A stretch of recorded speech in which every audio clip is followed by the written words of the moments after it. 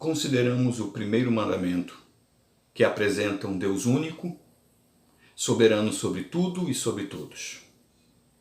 Então consideramos o segundo mandamento, que revela este Deus todo-poderoso, porém desejoso de se relacionar com o homem, tornando-se assim acessível à sua criatura. E na construção deste relacionamento, de acordo com o texto, vimos que Deus não aceita dividir a sua glória, a sua adoração com nenhum outro ser. Agora queremos considerar o terceiro mandamento, que se encontra em Êxodo 20, verso 7. Diz assim: não pronunciarás em vão o nome de Yahvé, o Senhor teu Deus, porque Yahvé não deixará impune qualquer pessoa que pronunciar em vão o seu nome.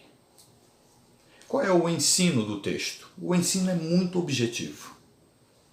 Não devemos tomar o nome de Deus em vão. E o que significa isto? O termo vão significa algo oco, vazio, algo sem sentido, algo falso, algo leviano, algo sem juízo, sem o uso de discernimento. E a ideia é de completo despreparo moral no uso onde a pessoa fala sem possuir ou demonstrar consciência daquilo que diz, daquilo que fala. Fala, mas não sabe o que está falando. Veja algumas maneiras, eu quero mostrar para você algumas maneiras de chamar o nome de Deus em vão. A primeira é fazer menção constante de seu nome sem a devida atribuição.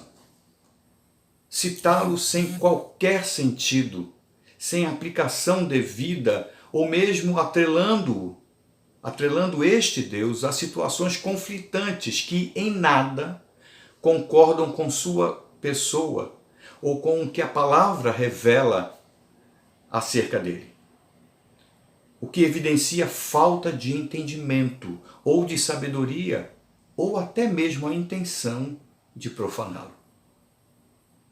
Outra maneira, outra forma de tomar o nome de Deus em vão é citá-lo em histórias ou piadas como se fosse algo desconsiderado. Como as Escrituras ensinam, nossa conversação não pode ser torpe, com palavras vãs e chocarrices. Veja o que Paulo escreveu aos Efésios, capítulo 5, versos 3 e 4. Eu vou ler para você. Mas em impudicícia e toda sorte de impurezas ou cobiça, nem sequer se nomeie entre vós como convém a santos, nem conversação torpe, nem palavras vãs ou chocarrices, coisas essas inconvenientes, antes, pelo contrário, ações de graças. Se usar de tais características na conversação já é pecaminoso, imagine incluir o Senhor em tal manifestação. Esta é uma outra maneira de tomar o nome de Deus em vão. Outra forma é fazer uso de seu nome em momentos de decisão, buscando autoridade para si. É o que chamamos de falácia de autoridade. E dentro disso, usar o seu nome para fechar acordos humanos, que, em sua maioria, nada tem a ver com os planos de Deus, inclusive o fazer votos. E dentro disso ainda, usar o seu nome para motivar guerras e conflitos ou para apoiar ações pecaminosas. Falar em seu nome fazendo profecias desprovidas de autenticidade divina, de coerência com a sua palavra. Veja dois textos, um no Antigo e um no Novo Testamento, que chamam a atenção para isto. No Antigo Testamento eu vou ler Deuteronômio capítulo 13, versos de 1 a 3 somente. Quando surgia em teu meio um profeta ou intérprete de sonhos e te apresentar um sinal ou um prodígio, Se esta obra maravilhosa que ele anunciou se realiza, e ele te exorta, vinde e sigamos a outros deuses, que não é o Deus que tu conheceste, e passemos a servi-los. Não deis ouvidos às palavras desse pregador ou sonhador, porquanto é Yahvé vosso Deus que vos está pondo à prova, para aflorar diante de todos o quanto de fato amais ao Senhor de todo o coração e com toda a alma. Vejam no Novo Testamento o exemplo dado pelo Senhor Jesus Cristo. Em Mateus capítulo 7, eu lerei o verso 15 e os versos 21 a 23. Acautelai-vos quanto aos falsos profetas. Eles se aproximam de vós disfarçados de ovelhas, mas no seu íntimo são como lobos devoradores. Nem todo aquele que diz a mim, Senhor, Senhor, entrará no reino dos céus, mas somente o que faz a vontade de meu Pai que está nos céus. Muitos dirão a mim naquele dia, Senhor, Senhor, não temos nós profetizado em teu nome? Em teu nome não expulsamos demônios? E em teu nome não realizamos muitos milagres? Então lhes declararei, nunca os conheci. Afastai-vos da minha presença, vós que praticais o mal. Interessante, pois a palavra, tanto no Antigo como no Novo Testamento, atribui o conhecimento de Deus, ou relaciona a intimidade com este Deus, o amar a este Deus único, acessível e, portanto, digno de ser respeitado. Então, atribui este amar ao Senhor, a obediência a este Senhor, por meio da sua palavra, por meio daquilo que fora revelado.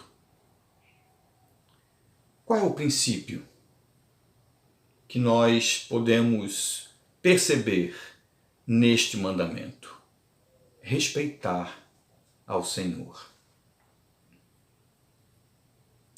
Quando respeitamos alguém, cuidamos para não feri-lo, para não desprezá-lo. E inclusive ficamos chateados, chegando a assumir as dores quando esta pessoa é atacada ou maltratada por outra pessoa. Nós temos de cuidar e cuidamos, quando citamos a pessoa que respeitamos, e quando a citamos, normalmente o fazemos em tom de aprovação. E nós temos que ter o mesmo cuidado para com o Senhor. Da mesma forma que o fazemos para com toda e qualquer outra pessoa, de maneira ainda mais abrangente, ainda mais respeitosa, devemos fazê-lo para com o Senhor, por se tratar do Deus da nossa existência, o Deus da nossa sustentação. E dentro deste respeito que devemos dispensar ao Senhor, nós não devemos apelar para Deus, motivado por nossa pecaminosidade. O nome de Deus não deve estar em qualquer boca, sendo usado de qualquer maneira, como que à mercê da corrupção e da mesquinhez do homem. Não usar o nome de Deus a serviço da incredulidade e da mentira, mas sim pronunciá-lo somente em uma perspectiva de louvor e de adoração. Isso deve servir para nos orientar a seriedade para com o Senhor, incluindo a seriedade de nossa missão. Nós somos igreja do Senhor. E como igreja, fomos estabelecidos por Deus como portadores de seus princípios, proclamadores de sua palavra e testemunhas de seu estilo de vida aos homens. Tudo isto cabe a nós, como seu povo.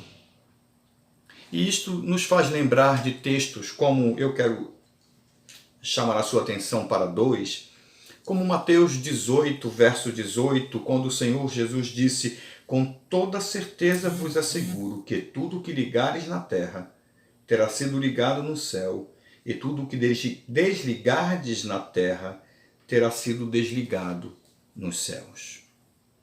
O Senhor está aplicando esse texto à igreja, considerando o futuro do tempo em que falar. E está chamando a atenção, destacando a responsabilidade da igreja em manifestar a vontade de Deus revelada por meio do seu Espírito através da sua palavra.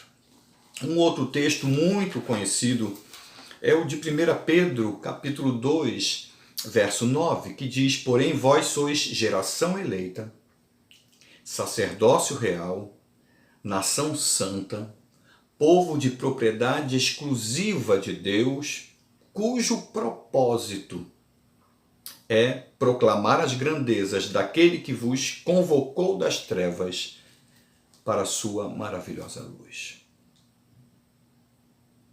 E em meio a esta responsabilidade que temos, então, precisamos cuidar do que afirmamos em nome do Senhor.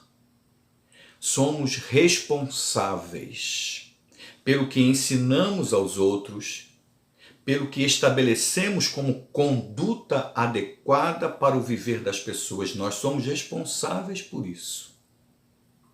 Não podemos requerer das pessoas aquilo que Deus não requer, assim como não podemos deixar de requerer aquilo que Ele requer.